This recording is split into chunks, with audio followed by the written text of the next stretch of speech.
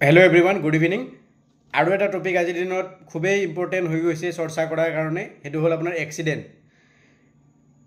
প্ৰত্যেক দিনাই ক'ৰবাত নহয় ক'ৰবাত এক্সিডেণ্ট হৈ আছে, কোনোবা নহয় কোনোবাই ডেথ হৈ আছে, কোনোবাৰ ডিজেবল হৈ আছে, কোনোবা গোটেই জীৱনৰ কাৰণে আপোনাৰ পাৰ্মানেণ্টলি টোটেল ডিচেবল হৈ গৈছে। তো cancer, heart attack, stroke, আস্থামা, blood প্ৰেছাৰত কৰিও ভয়ানক হৈ গৈছে এক্সিডেণ্ট। বিভিন্ন ধৰণৰ কাৰণত এক্সিডেণ্ট হ'ব পাৰে। কোনোবাই ড্ৰিংক এণ্ড ড্ৰাইভ, কোনোবা অভাৰ স্পীড বা বিভিন্ন ধৰণৰ কাৰণ হ'ব পাৰে। কিন্তু কোনোবা এজন মানুহৰ ভুলৰ কাৰণে আৰু কোনোবা এজন মানুহে প্ৰাণ হেৰুৱাই আছে আজিৰ দিনত। তো সেইটো কাৰণে আমি সদায় ছেফলি চলাটো খুবেই ইম্পৰ্টেণ্ট।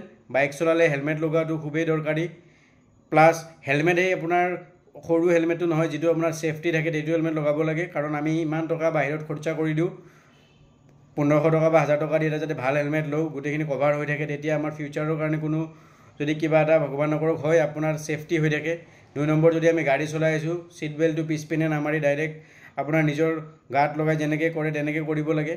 তাতে ছেফটিটো আপোনাৰ গোটেইখিনিতে থাকে। আৰু তাৰ লগতে আপোনাৰ কি হয়, এক্সিডেণ্টটো আপোনাৰ পাৰ্চনেল এক্সিডেণ্ট বুলি এটা এক্সিডেণ্ট ইঞ্চুৰেঞ্চো পায়। বছৰত 1000ৰ পৰা ষ্টাৰ্ট হয়, য'ত আপোনাৰ এক্সিডেণ্টেল বেনিফিট 10 লাখ কভাৰ কৰে, টোটেল ডিজেবল বেনিফিট আপোনাৰ 5 লাখ কভাৰ কৰে, পাৰ্মানেণ্ট পাৰ্চিয়েল ডিজেবিলিটি আপোনাৰ 2 লাখ কভাৰ কৰিব।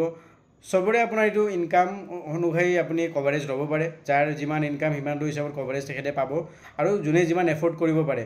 বছৰত 1000 টকাৰ দ্বাৰা খুব ডাঙৰ ডিল নহয়, চবেই কৰিব পাৰে।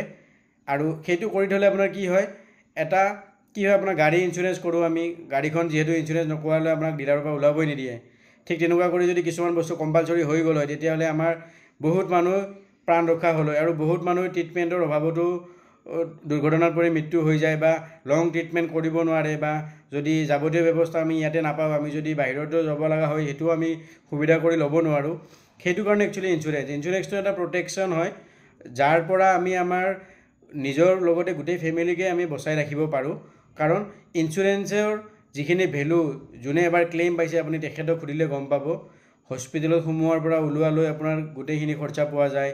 হস্পিটেলত এডমিট হোৱাৰ আগৰ খৰচাখিনিও পোৱা যায়, হস্পিটেলৰ পৰা ওলোৱাৰ পিছৰ খৰচাখিনিও পোৱা যায়, মেডিকেল চেকআপ পাব, টেষ্টিং পাব। তো গোটেইখিনি কভাৰেজ থাকে হেল্থ ইঞ্চুৰেঞ্চত। আৰু প্লাছ পাৰ্চনেল এক্সিডেণ্টটো হ'ল এটা বেনিফিট পলিচি, য'ত ডেথ হ'লে নমিনীয়ে ডাইৰেক্ট পইচাটো পাই যায়, ডিজেবল হ'লে সেই মানুহজনে পাব। ডিজেবল হ'লে পইচাটো কিয় দৰকাৰ জানেনে? আজি আমি এটা কোনোবা অৰ্গেনাইজেশ্যনত কাম কৰি আছোঁ, আমি যেতিয়ালৈ সুস্থ সবল আছোঁ তেতিয়ালৈ সেই কোম্পানীটোৱে আমাক ৰাখিব। যেতিয়াই আমাৰ কিবা এটা হ'ব বা এনেকুৱা ডিজেবিলিটি হ'ব, আমি হয়তো কোম্পানীৰ পৰা এৰিব লাগিব, কাৰণ কোম্পানীও আমাক সেই সময়ত এফৰ্ড কৰিব নোৱাৰিব, আৰু আমিও থাকি কিনে তাতে আত্মসন্মানত থাকিব নোৱাৰিম। সেইকাৰণে যাতে সেই পইচাটো পাই আমি সৰুকৈ দোকান এখন দি যাতে চলিব পাৰোঁ। কাৰণ পৃথিৱীত এনেকুৱা বহুত এক্সাম্পল আছে, আপোনাৰ চকু নথকা চকুৰ নেদেখা মানুহো বিজনেছ কৰি আছে, আপোনাৰ ডিজেবল মানুহো কিবা নহয় কিবা কৰি খাই আছে। তো কৰ্মৰ কোনো, আপুনি যদি কৰি খাব খোজে আপুনি গোটেইখিনি ছাকচেছ হ'ব পাৰিব, যিকোনো জগতত আপুনি যদি কৰে। তো সেইটো কাৰণে তাৰ লগতে আপুনি যদি সৰু সৰু কিছুমান ডিচিশ্যন লয়, smart people take smart decision. Smart decision মানে কি, আপুনি সৰুকৈ এটা হেল্থ পলিচি লৈ থ'লে, এটা এক্সিডেণ্টেল পলিচি লৈ থ'লে, আপোনাৰ গাড়ীখন বা বাইকখনৰ ইঞ্চুৰেঞ্চটো কেতিয়াও ফেইল নকৰিব। কাৰণ অকল পুলিচে আপোনাৰ 2000 টকা ফাইন কাটিব সেইটো নহয়। আজি যদি আপোনাৰ স্কুটি এখনে গৈ ডাঙৰ মাৰ্চেণ্ডিজ বা যিকোনো এটা BMW গাড়ীত খুন্দা মাৰি দিয়ে, আৰু তেখেতে যদি ক্লেইম কৰে, সেই পইচাটো আপুনি নিজৰ পকেটৰ পৰা ভৰিব লাগিব, যদি আপোনাৰ থাৰ্ড পাৰ্টি পলিচি কভাৰেজ নাথাকে। তো গোটেইখিনি জানিও আমি নাজানা ভাও যদি নাথাকি কম টকাৰ কাৰণে ৰিস্ক ল'ব নালাগে। আমি যিহেতু বাৰ্থডে পাতি, এনিভাৰ্চাৰী পাতি আৰু বহুত কিবাকিবি পাতি আমি বহুত টকা খৰচ কৰিব পাৰোঁ, তাৰ পৰা অলপমান পইচা যদি বচাই কিনে আমি এনেকুৱা কামত ইনভেষ্ট কৰিব পাৰোঁ, তেতিয়া আমাৰ কি হ'ব, নিজৰে বেনিফিট হ'ব। কাৰণ আজিকালি যেতিয়া দেখা যায় আমি বিয়াত 1000-1200 মানুহ মাতি যেতিয়া ডাঙৰকৈ পাৰ্টি দি খুৱাওঁ, কিন্তু সেই পাৰ্টিকুলাৰ দৰা বা কইনাজনৰ যেতিয়া বেবী হোৱাৰ সময় থাকে, হস্পিটেলত ব্লাড লগা হয়, তেতিয়া এজন মানুহ নোলায়। ফেচবুকত, ইনষ্টাগ্ৰামত, হোৱাটছআপত পষ্ট দিব লগা হয় যে কোনোবাই 1 ইউনিট ব্লাড দিব পাৰিব নেকি। তো আমাক ছ'চিয়েল গেডাৰিঙো লাগিব, আমাক ৰিলেটিভছো লাগিব, চব লাগিব, কিন্তু তাৰ মাজতে আমাৰ ছেফটিটো খুবেই প্ৰয়োজন।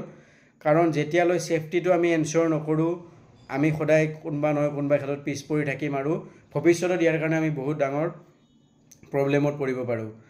মই যোৱা 8 বছৰ ধৰি মোৰ বহুত ক্লাইণ্টৰ ডেথ ক্লেইম হৈছে, এক্সিডেণ্টেল ক্লেইম হৈছে, হেল্থ ক্লেইম হৈছে, গাড়ীৰ এক্সিডেণ্ট হৈছে, তো গাড়ীৰ চুৰৰো ক্লেইম হৈছে। তো মই গোটেইখিনি এক্সপিৰিয়েঞ্চৰ থ্ৰু দি কৈছোঁ, আপুনি যদি কৰি থয় আপুনি কেতিয়াও লছ নহয়। আৰু আপোনাৰ যদি কৰাৰ কোনো অপশ্যন বিচাৰি পোৱা নাই বা আপোনাক কেনেকৈ কৰিব কি কৰিব আমাৰ লগত কণ্টেক্ট কৰিব পাৰে আমি ফুল টাইম ইঞ্চুৰেঞ্চৰ কাম কৰোঁ আমি যিখিনি পাৰোঁ আপোনালোকক গাইড কৰি দিব পাৰিম থেংক ইউ ছ' মাছ